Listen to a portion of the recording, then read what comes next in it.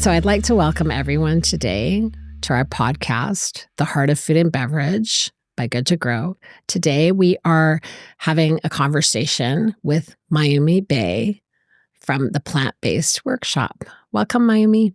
Thank you for having me. I was thinking about how you have a brick and mortar space, and that has been something that I've noticed over the last few years. The folks that have that, it's tending to be kind of like their base business, and then they've been able to kind of springboard off of that. Has that, I mean, I would think that's added an element of like a lot more work just from the restaurant piece. Well, we started off as the brick and mortar. Right. So for us, it was a little bit of a different transition. Okay.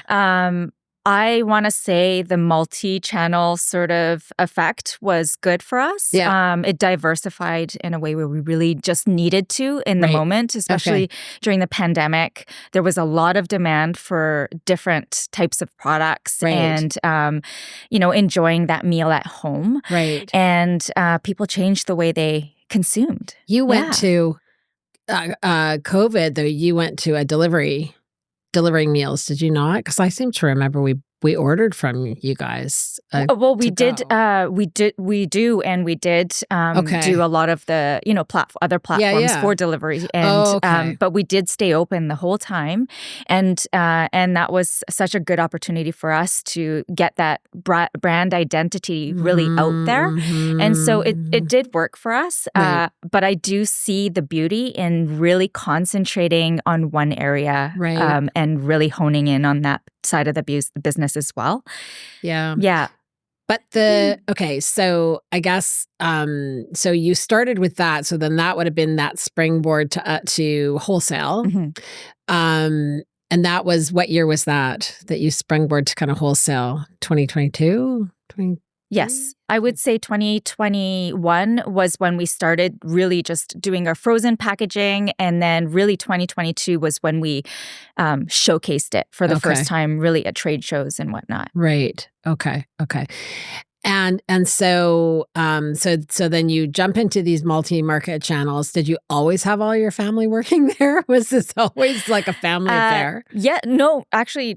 Yes and no. Tak and I founded the business. But absolutely, our mother was a big inspiration in terms of, raising us with Japanese traditions through food and really giving us that life full of cultural experiences. And that's definitely been like a way that we westernized a lot of our recipes and created our own with it. And Hanaka, which is the youngest sibling, she joined us post-pandemic full-time and really kind of, joined forces then for the three siblings to come together and push forward. Yes. So tell me what that's like, because I actually also grew up in a family business, and there was 5 kids in my family. Being part of that kind of, everybody gets to choose a thing that they want to do. What's it like for all of you now? Like, just from we get along or it's really stressful. Like, I've talked to somebody else that was talking about working with their sibling, and they're like, yeah, maybe I wouldn't do this again. Really? Well, I can't speak for my other, for my siblings, but I definitely found this experience very rewarding. Yeah. How many times can you say that you really got to know your family and your siblings after becoming an adult? Right. And so I think it came at a time in my life where I feel like I needed family close by. And, we lost our father 10 years ago, and shortly after was really when we started the business. And I think that it gave us the opportunity to really come together. And family or not, recognizing and appreciating everybody's personalities and their traits and really learning to communicate with your team and with those family members, like that's been crucial, and that's been definitely a base for our business. And I think that my parents did a really good job just, teaching us that work ethic and dedication and that loyalty and helping us in that way. What's so interesting is when people pass, it sometimes actually makes people split apart, right? So it can either pull together or split apart. So it sounds like you had a very conscious kind of decision to pull together and to create something. And is it kind of in dedication to your dad? Yeah, I would say it's in some ways it's his legacy, just I think he would be so proud to see like the 3 siblings, sure he would, just really building something out of nothing and coming together. And it's been such a great individual growth journey as well, like in really learning to communicate better and just really being honest with each other. And again, like being adults and being able to do that with your siblings. For me, it's been really special. Yeah. And, finding out more about your siblings.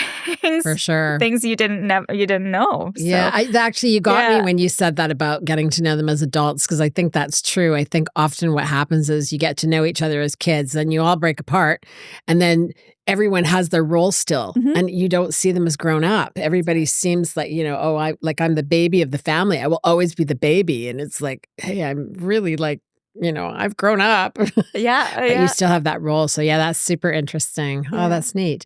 And I guess on top of all of this, so you have this family business, you have a brick and mortar space, you have wholesale that's happening. And, you've explained that you have another business with your husband as well that's got you, and you have children too. Yes. So what is that like? Mayumi, that's a lot. It is. That's a lot. It is. I have so much respect for working mothers, women in business. But I do really have to say I'm really thankful for being able to experience everything that comes with being a woman, and, not everybody chooses this, but I am just so grateful to be able to really, really experience this and be in the moment with my family and with my kids. When I imagined having children, I always kind of imagined them being babies or kids and toddlers, but never had I imagined them being at the stage that they are now, which they're teenagers now. And I gotta say, I just absolutely love this stage. They're that foundation that you build when they were younger, you can really see them utilize that as young adults. And we're a very sports-oriented family, and watching them develop themselves in that mental game as well as that physical game, and just really watching them individualize has been such an honor for me as a mother to witness that. And I love being a mother, and I love being a woman and all that comes with it. Yeah. So what? So you look like you're fit. Like you look like someone that works out and you're fit. So on top of all of this, I'm seeing someone that looks like they take very good care of themselves. So what else are you doing? I grew up in Lim Valley. Yeah. So I love trail running. I do give myself an hour at the beginning of the day to work on my health, my fitness. And that's like a little bit of a retreat for me, an escape, a little bit of meditation, I guess, for me is that moment of really exerting myself and taking care of myself before I take care of everything else. And that's been really important to me. Are you a 5 a.m.er? Not quite 5 a.m. anymore, but yes, I do like that you moment get up early. Of silence. Yes. Yeah. Oh, that's really nice. And so do you go out and run, or you actually? Yeah. Yeah. Okay. Or just work out in the gym or whatever that might be. I do like to give myself that 1 hour in the morning. Okay. Yes. That's great. Yeah. That's great. I would love to hear a little bit about, with all that is going on for you and all of the, just a lot of activity, what do you think are some of the things that you're most proud of, that some of your wins that you've had in the last, let's say the last year and a half, that you really are proud of? One of the most important things that I'm super passionate about right now is the food service. So Pitch and Plate was a huge Kickstarter for us to get into food service. Yeah. And we have a really close relationship with UBC and SFU at the moment. I love working with individual chefs, speaking with them, just talking about, creation and how they can incorporate our products into their, cafeterias. Being part of that food security and having conversations about this younger generation really being interested in plant-based products, or just being mindful of what they put into their bodies. Right. That's been huge in terms of success and wins for me personally as well. Just watching that generation and speaking with that generation has been a little bit of a dream come true. Wow. Yeah. Oh, that's cool. And so what are your hopes for the future then, in terms of you're going to really focus on that food service business? I think right now, especially with just kind of holding a little bit on expansion, we want to really hone in on that food service and seeing where we can go within the province and then within Canada for institutions, and really concentrate on that. And that's what we're most sort of passionate about at the moment. So, but I do have to say one other win that we think was really awesome was that last year we were up for 3 awards at the BC Food and Beverage Rise Awards. Yeah. And we were finalist in 3 categories for Product of the Year for the Nudes Tun Tun and the Innovation Award as well for our nudes kits. Yeah. And Women Entrepreneur of the Year as well. Yeah. So how does that feel? It's just, I think it was great to just be recognized and solidify how important innovation is, how important that brand identity and just being recognized for all the efforts that we did put in last year. Right. That was really nice, especially within BC, because there's some amazing brands here. Yeah. But I'm curious about the leadership piece, or the women in food piece, and just how do you feel like you embrace that, or does that feel like that came out of left field, or how does that feel for you? It did for me because we've been in business for a bit now, and last year was a huge year where we got a lot of momentum and recognition. And obviously, I couldn't have done any of this without the entire team. And it's just solidifies that, hey, we're doing some great things. And that was such a nice accolade in a way. Yeah. I guess it makes me think, like, if you had to give some advice to a woman coming up in business, what would you say to her that's just starting out? Because you know how hard this is. You know how hard it's been. Yes. So what would you what advice would you give to a woman-owned business? I think everybody has a different opinion on what works for them. For me, just finding that anchor in your life and in my life. Like, my husband is my anchor, my kids, my family. It reminds me always of like the simple things in life and how much joy comes in this journey, like whether it be entrepreneurship or being a woman or being a mother or, being a daughter, any sort of title you may have, like just finding all the joys that come with that. And that's been, crucial for me. So they need to find an anchor, is what you're saying. Find something that's definitely helped me. Yeah. How about you? You have a lot going on. I would love to know what other people, kind of go back to or think back to.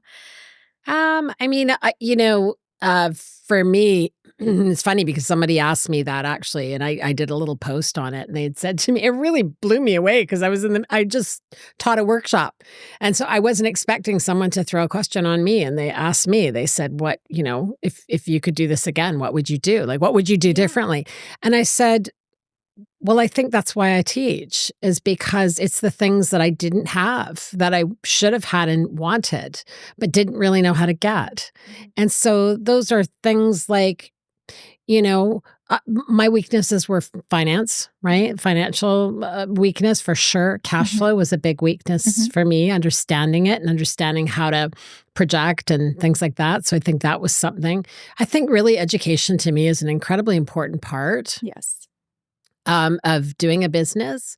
And as I did a previous podcast with Celeste from The Better Butcher, I think intention is really important as well. Yeah. Right. We were speaking about intention and how important that is for business. And I think it's incredibly important to set an intention for yourself, because if you don't, you're kind of running with nothing in mind, right? I mean, going off of that, like, I completely agree that you just have to have that vision of what you want your life to look like, not just your business, but everything, right? Like, if you have that vision of what you want your life to look like, all of those decisions that come with everything else just becomes a little bit easier.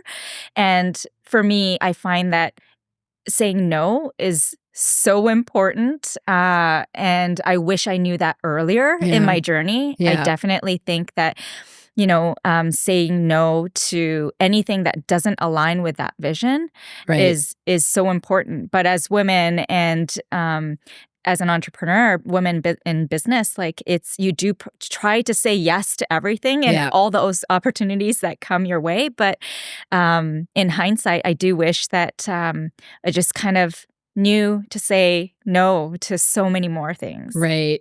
Yeah. Men can be a bit more mercenary about things, right? They can just be like, no, I'm not doing that. No, I'm not doing that. And women are like, yeah, okay, yeah, I'll try and fit that in.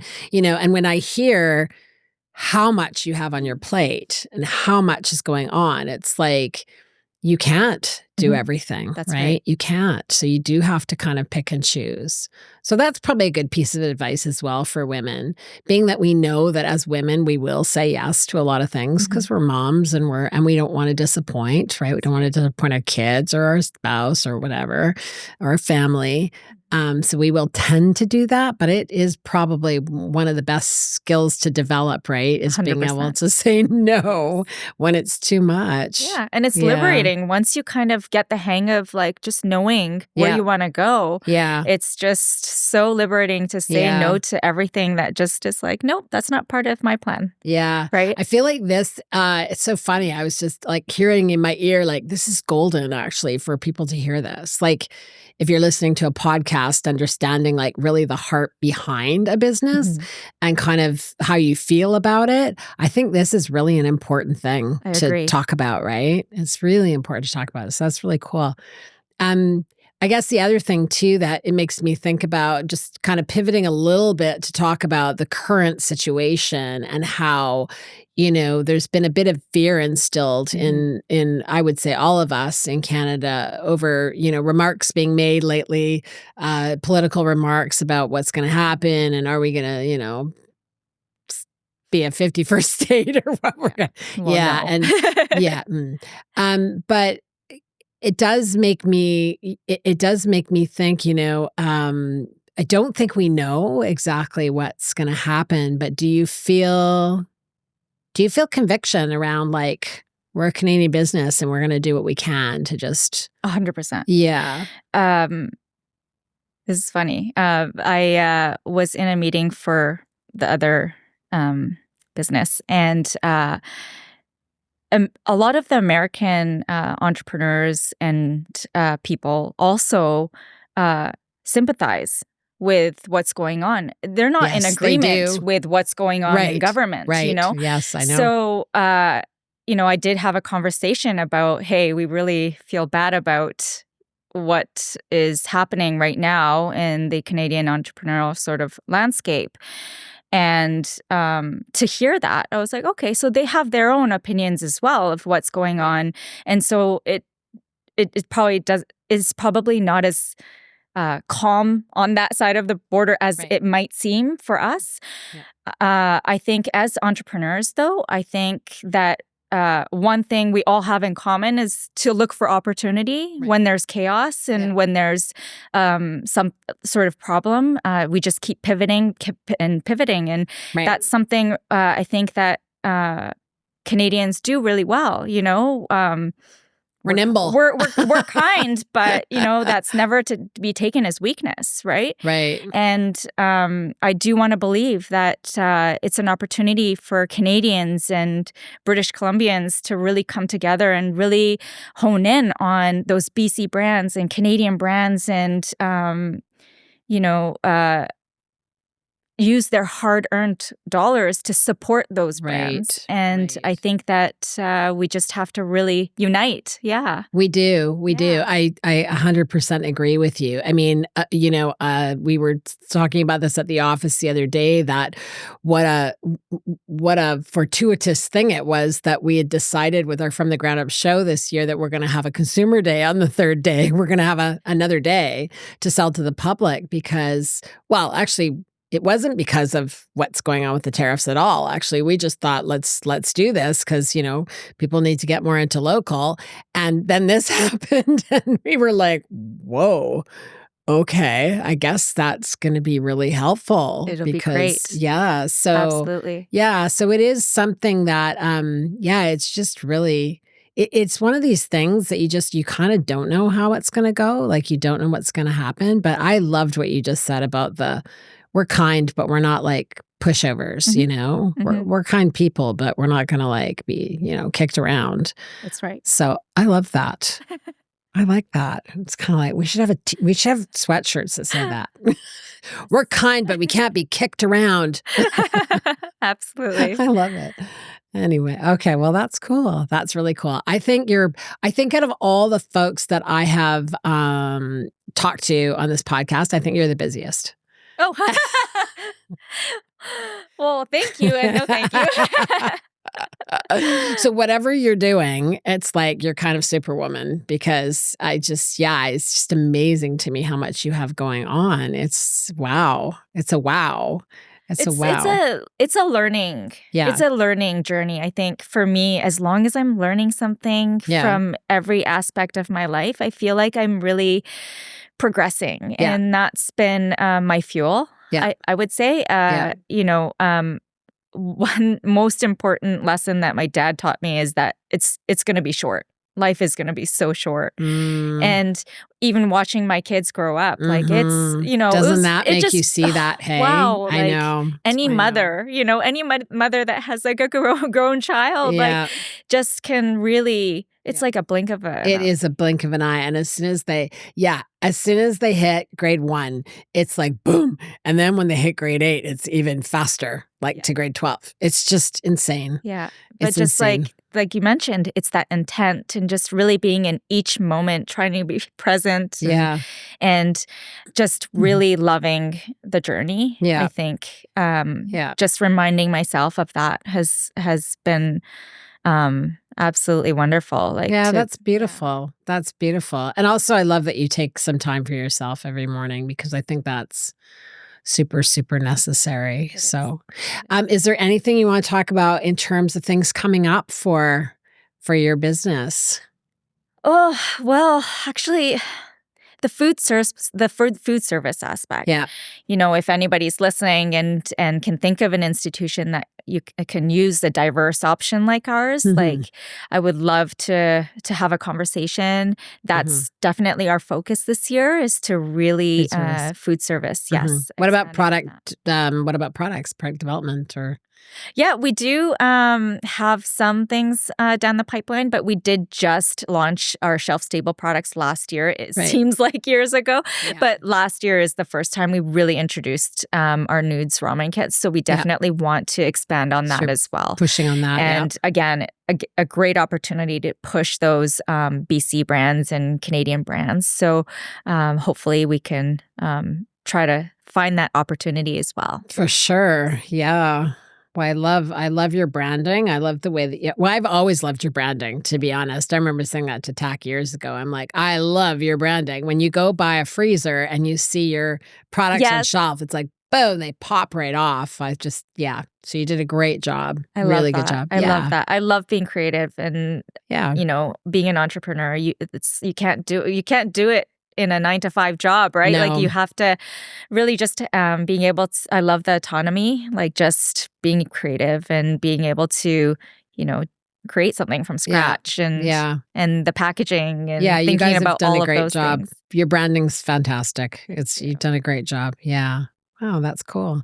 Did you have anything else you want to talk about? No, I would love to know about what you're doing because you seem like you're really busy and you're just adding more to your plate. This podcast is about you, not me. Yeah, Good to Grow is doing a lot of we are doing a lot of things and what we're doing, which we've always done, but now it just seems more pertinent than ever that we're really trying to help companies at whatever stage they're at, right? So whether that's through events like Pitch and Plate or through our From the Ground Up show and now Consumer Show. We're also doing things like the lunchroom, which is, for emerging businesses that need some help with tools and things like that. But also, there's a piece as well that I find is really challenging. And it was for me, which is why for me, the lunchroom was like the thing I wanted to do the most, to be honest with you. It was like, I was just had a burning desire to do it because when I was a processor and I had my brand, I had no one to talk to. And I was a little bit embarrassed, maybe quite a bit embarrassed about like the state of my business. And so I didn't even want to talk necessarily to advisors because I felt like, it's not where I want it to be. And I felt kind of ashamed. And so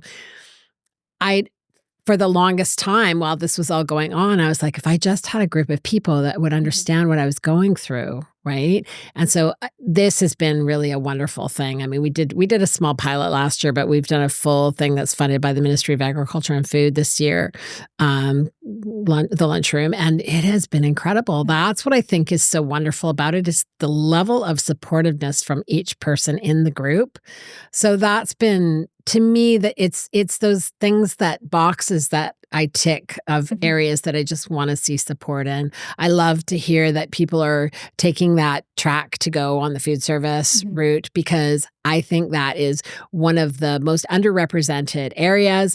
And I think one of the most important areas for brands to be looking at because that's where volume is, right? So it's not normally as sexy for people to go after food service because, come on, we all love to see our products on shelf, right? It's fun to go into a grocery store and see your products or see someone put it in their cart. Yeah. That is such a win, right?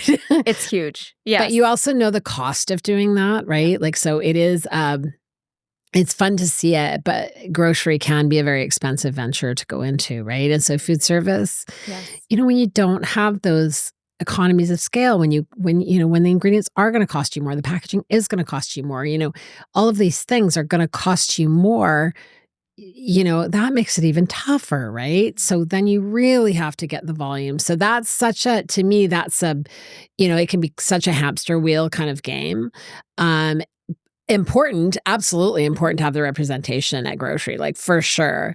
But also equally important is you've got to move through volume, right? You've got to move through move through product and have cash flow coming in. So I think it's a really smart business decision. And and I wish you guys all the luck. I think you have a fantastic business. I was just saying to Paige earlier that we all need to come in and have a lunch. We need to have a Good to Grow lunch at the workshop. So but thanks so much for coming in and talking to me today, Mayumi. Yeah, it was a pleasure. Thank you. Yeah. Thanks for all you're doing. Oh, thanks.